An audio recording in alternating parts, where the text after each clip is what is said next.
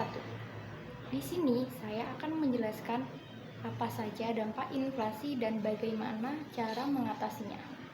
Mari kita simak video berikut. Apa sih dampak inflasi tersebut?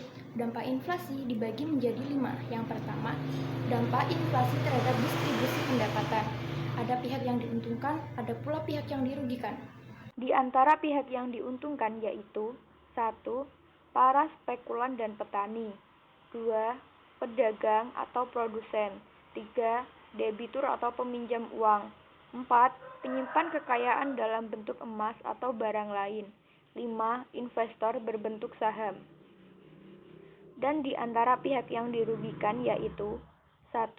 Masyarakat yang berpenghasilan tetap, 2. Pembeli atau konsumen, 3. Kreditur atau pemberi pinjaman, 4. Penyimpan kekayaan dalam bentuk tunai, 5. Investor berupa obligasi. Yang kedua, dampak inflasi pada efisiensi. Inflasi akan berpengaruh pada proses produksi, terutama dalam penggunaan faktor-faktor produksi yang menjadi tidak efisien.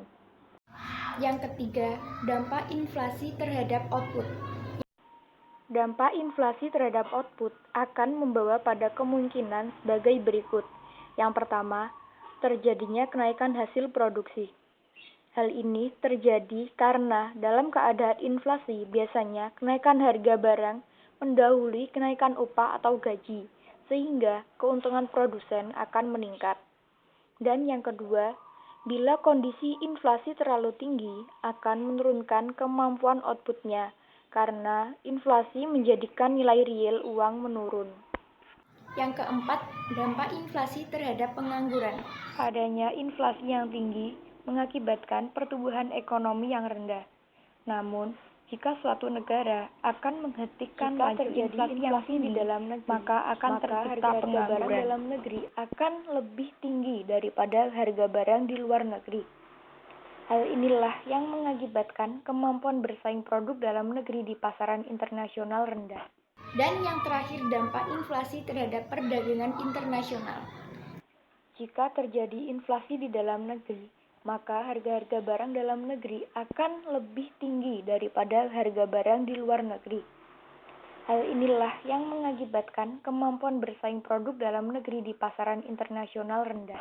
Selanjutnya, ada 3 kebijakan untuk mengatasi cara inflasi secara garis besar. Berikut kebijakan yang dikeluarkan oleh pemerintah untuk mengatasi laju inflasi. Yang pertama, kebijakan moneter, yaitu kebijakan yang dikeluarkan oleh Bank Sentral untuk mengendalikan jumlah uang beredar. Berikut beberapa kebijakan moneter. Yang pertama, politik diskonto. Yang kedua, politik pasar terbuka. Dan yang ketiga, politik persediaan kas. Yang kedua, kebijakan fiskal. Dibagi menjadi 2. Yang pertama, pengaturan pengeluaran pemerintah. Dan yang kedua, peningkatan tarif pajak. Dan yang terakhir, kebijakan non-moneter, dibagi menjadi 5. Yang pertama, peningkatan produksi. Kedua, kebijakan upah. Ketiga, pengawasan harga. Keempat, pendistribusian langsung. Dan yang terakhir, kebijakan di bidang perdagangan internasional. Sekian video dari saya. Bila ada kurangnya, mohon dimaafkan. Wassalamualaikum warahmatullahi wabarakatuh.